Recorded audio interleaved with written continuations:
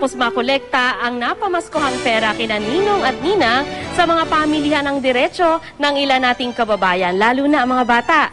Pero mahalaga ring alalahanin na magandang panahon din ito para turuan ang mga bata ng pag-iipon at pagbabudget ng pera. Live mula sa Maynila, may report si Joseph Morong. Joseph? Sandra, Merry Christmas mula rito sa Luneta. Alam mo naman, yung mga bata tuwing Pasko, sila yung maraming racket. No? Paldo-paldo yung kanilang pera. Pero sabi ng isang financial advisor, ay pagkakataon daw ito para turuan sila ng value ng pag-iimpo.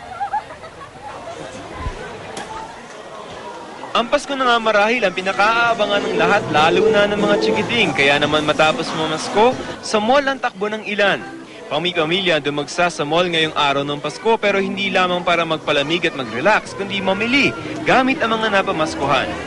Ang pamilya Antaran, ito lamang daw ang sinadya sa mall. Okay, kanino galing yung pera? Sa ninang ko po. Paano yan? Di wala ka ng pera ngayon. Mag-iipon po. Kung anong gusto nila, yun ang pinapabili namin sa kanila. Sinasamahan namin. Si Nico Ramos ay pinakita sa amin ng kanyang mga napamaskuhang pera. Bukod sa mga laruan, aabot sa 1,000 ang kanyang nakuhang pera galing sa mga ninong at ninang. Ngayon pa lamang, kinocompute na ni Nico kung makakabili siya ng paborito niyang laruan. Save din. Ang magkano isi-save mo? 100 or 20 ganun. Yung pang toys, magkano? In car, yung favorite kong toys ay car. Magkano? Gusto ko yung Hot Wheels car, 99 pesos. Ang nanay ni Nico na si Mabel Ramos na isa ring financial advisor ng isang kumpanya, tinuturuan habang maaga na mag-ipon ng anak. Halimbawa, may time na, pwede kang bumili ng toy worth 200. So, titingin talaga siya. Aware siya ngayon yung budget niya kung magkano lang yung pwede niyang gastusin. In the process, matuturuan mo siya kung paano mag-weigh ng mga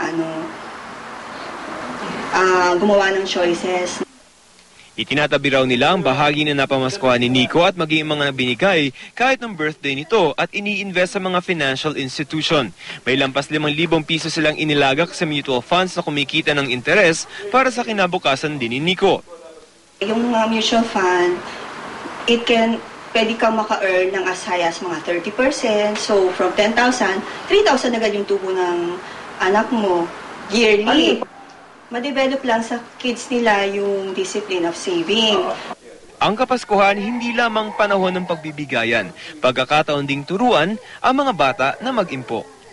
At isa nga sa mga lugar na pwede nilang gastusin ng konti, no, yung kanilang mga napamaskuhan, ay dito sa Luneta Park. Buhay na buhay pa rin ang Luneta Park dahil nga meron dito na libre na fountain show. At bukod dyan, may bago silang attraction ngayon, Sans, no, yung isang mini na amusement park. May mga rides yan at ngayon lamang yung nagbukas ng taon at hanggang January 7 na yan. Samantalang yung fountain show naman ay 6 to 8 p.m. nila masasaksiyan. Ayon sa mga tagapamahala ng park, ay umabot daw sa 500,000 o kalahating milyon ang mga taong pumunta dito sa Luneta ngayong Pasko. Sans?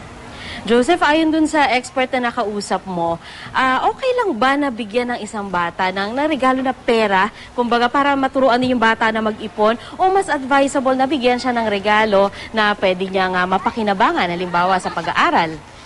Ika nga na pag nagbibigay ng regalo, it's a thought that counts. No? Pero pag kumpara yung gusto mong ibigay, ay yung iba kasi iniisip na practical, no? Kasi mas magagamit ng bata, mas mabibili niya yung gusto. Ang importante dyan ay maturuan mo siya ng value, na parang yung pag dumating yung pera sa'yo, ay hindi yan porke meron kang pera ngayon, ay gusto mo nang waldasin. So kaya nga mas mahalaga na maturuan yung ating mga anak, mga bata dyan, na pag may pera ay itabi yung mga hindi kailangang gastusin. Sandra? Lesson din sa matatanda yan, Joseph? Correct ka dyan. Merry Christmas sa'yo. Maraming salamat, Joseph Morong.